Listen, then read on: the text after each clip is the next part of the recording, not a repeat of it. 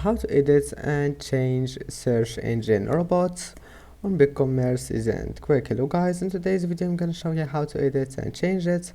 First, open your browser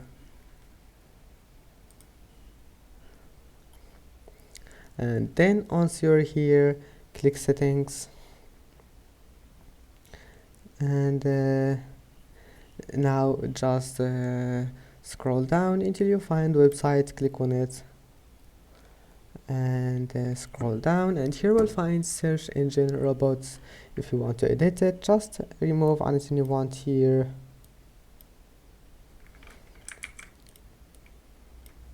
and then click save.